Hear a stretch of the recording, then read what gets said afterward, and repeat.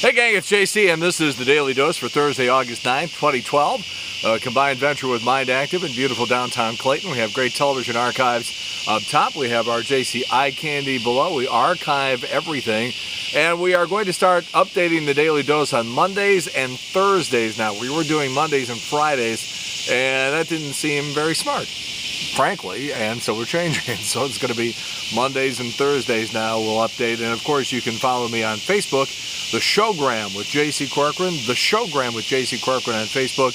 Give you updates all the time. I think my camera is syncing again, so I'll be like sinking in the chair throughout the course of this report, trying to stay level with the camera. We're trying everything here. The humidity is awful, and there's tape on here, and it's another story, and don't worry about it. All right, our rock and roll poll.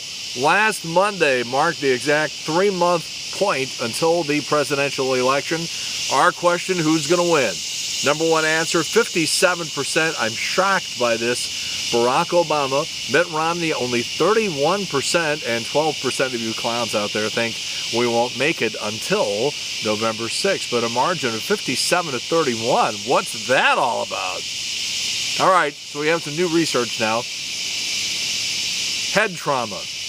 They're saying even like little junior high school kids who are playing soccer, you got soccer balls bouncing off your head. I mean, they're doing regular drills where you do stuff like that. And Center for Disease Control or somebody like that, researchers have basically said that it's causing all this brain damage.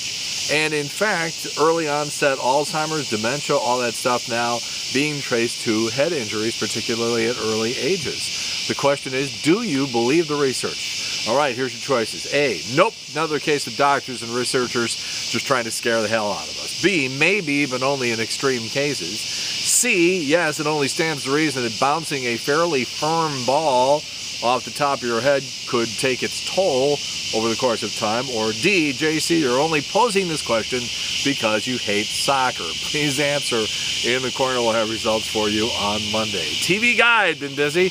They got a hold of the salaries of a lot of your favorite TV stars. This is per episode, by the way, per episode. Mark Harmon, NCIS, $500,000, $500,000 an episode. Ashton Kutcher, 2.5 Men, $700,000 an episode. Kaylee Cuoco from The Big Bang Theory, $300,000 an episode. The adult cast of Modern Family gets $175,000 a piece per episode, and Leah Michelle on Glee gets $75,000. Late night, Letterman, $28 million a year, Leno, $25 million, which is interesting because Leno is winning. Jon Stewart, $16 million a year, Craig Ferguson, $8 million, Chelsea Handler, $8 million a year. You know something's wrong when Chelsea Handler is making any money more than minimum wage. Daytime syndication, Judge Judy, $45 million a year. News anchors, Charlie Rose on CBS The Morning Show, $8 million. Al Roker, $7 million. Piers Morgan, $6 million. Scott Pelley, the anchorman of the CBS Evening News, $5 million. George Stephanopoulos, $5 million. Chris Matthews, $5 million. Ed Schultz, $4 million a year. Wolf Blitzer, $3 million. Gayle King, $2 million. The Fox and Friends gang gets $2 million apiece. And Savannah Guthrie, who just took over for Ann Curry on NBC on the Today Show, $2 million a year. So the story comes out that Arnold Schwarzenegger said that his parents thought he was gay when he was a kid because he wanted to be a bodybuilder. And then after they saw the maid he impregnated, they thought he was blind too. Former Minnesota Governor Tim Pawlenty apparently openly lobbying to be Mitt Romney's running mate. But there's no real rush because Mitt knows that he's got plenty of time.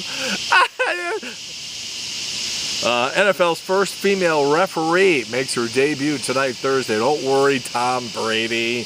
You're still going to have the prettiest hair of anybody on the field. Everyone knows how overpriced the food is at restaurants, but it turns out it's even worse than we thought. For example, sometimes they highlight the most expensive entrees by putting a box around them or using photos or bright colors. Recent study at Cornell found that you're about 30% more likely to choose something if it has a creative name or a long description. With that said, here are a few more things charged way too much for. Wine, we knew that, but it's apparently marked up about 200%. But here's the point. The second cheapest wine they offer usually marked up the most, because a lot of people think that if they order the cheapest wine, they're going to look like a cheapskate. Number 2, pasta. All right, you go to the grocery store, $2, and you get enough pasta to feed 4 to 6 people. Average pasta dish at a restaurant, $8 to $18. Well, sauce. Pizza, same as pasta basically, it's flour and water, and add-ons like appetizers and desserts. And these things make no sense anyhow, because you're going to sit down and order a big meal, and we're going to eat a lot of food here. So before we eat a lot of food, let's eat some food. Sexiest city names in the United States of America. Let's start with Hooker, Arkansas. Then we're off to Kissimmee, Florida, Boob Creek, Alaska, Big Bone Lick, Kentucky, Oral, Tennessee, Spread Eagle, Wisconsin, Intercourse, Pennsylvania, Climax, North Carolina, and for years, the woman who ran 93.7 KSD, the classic rock station, was from Floyd's Knobs, Indiana. I think I'm making this up, I'm not. So it was about 60 or so years ago that you would see commercials like more doctors smoke Camels than any other cigarette. They were trying to make it sound like smoking was healthy for you somehow. All right, so here's 5 more things that are considered good for you that after you look at it, they're not so good for you. For example, hand sanitizer. If you overuse it, you weaken your immune system. Frozen yogurt. Between the chemicals involved and the probiotics messing with your natural digestive system, eating frozen yogurt has all sorts of ways to actually... My camera just sunk. Hold on a second here. I'm talking away here. The camera's pointing at my belt. Although that can be enjoyable too, depending on the circumstances. Cell phones, we still don't know whether or not they're bad for you. And running. You know, the more research that comes out about running, the more dangerous it is for you, because what it does is it sort of cannibalizes some of your muscles. It's going down again, isn't it? Can I just try something here? That's my hand, boys and girls. That's right, we're almost done. I keep saying I'm going to have this fixed in a couple of days, and it never seems to happen, does it? I almost feel it sinking. All right, hold on a second now. Hold on, we need some major things done here, because otherwise we're going to have problems. And I got really good stuff yet coming, so don't go anywhere. All right. Wasn't your imagination, by the way, in addition to the humidity, which is making my camera sink. July was the hottest month in U.S. history. Average temperature in the continental United States was 77.6 degrees Fahrenheit, 3.3 degrees higher than the average for the last century. The first 7 months of 2012 were the hottest overall in U.S. history, and going back 12 months, it's the hottest year-long period in United States history. But there's no climate change. There's no climate change. Randy Travis arrested Tuesday night. He was naked and angry and drunk. He was immediately charged with 1 count of being an authentic country singer. Kelly Jackson, weekend news anchor over at Channel 5, and you'd think she'd know that the guy who was running for political office in Missouri, a guy who spent $8 million of his own money for TV commercials that ran about every 15 seconds on Channel 5 for the last 4 months, you'd think that she would know as the anchor person that his name was Bruner, not Brunner, but she didn't. The Olympics are almost over. Just when I'm getting my Hope solos from my Lolo Jones, that's Lolo Solo, Solo Lolo, then you get Dong Dong. And by the way, if you're playing with your Dong Dong solo, that could be illegal in some states. According to a new poll, 78% of viewers think Ryan Seacrest doing a good job at the Olympics, although Dan Patrick and Bob Costas scored in the 90s. This virginity thing, because you got this Lolo Jones, she's 30, still counting, no sex, no sex. You got Tim Tebow, he's 24.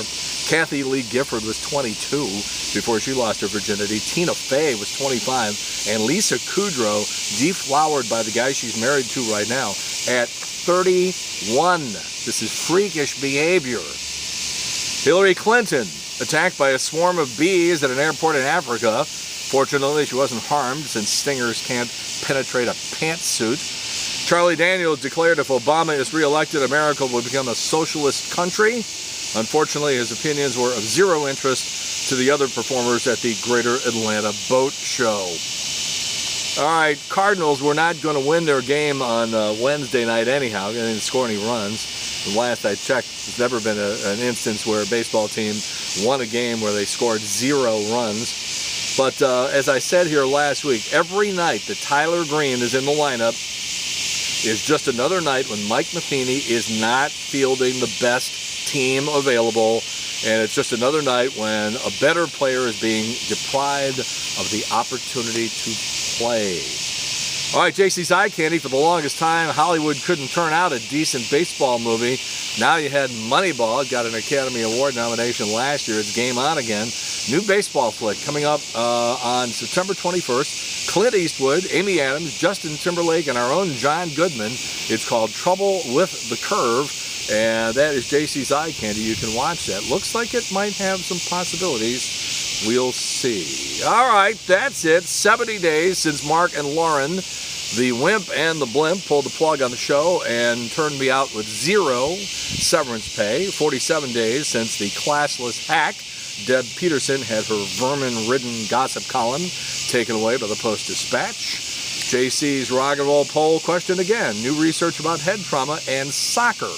Is soccer causing early onset Alzheimer's, dementia? Does it really cause brain injuries later in life if you are bouncing a soccer ball off your head as a kid? Please answer in the corner.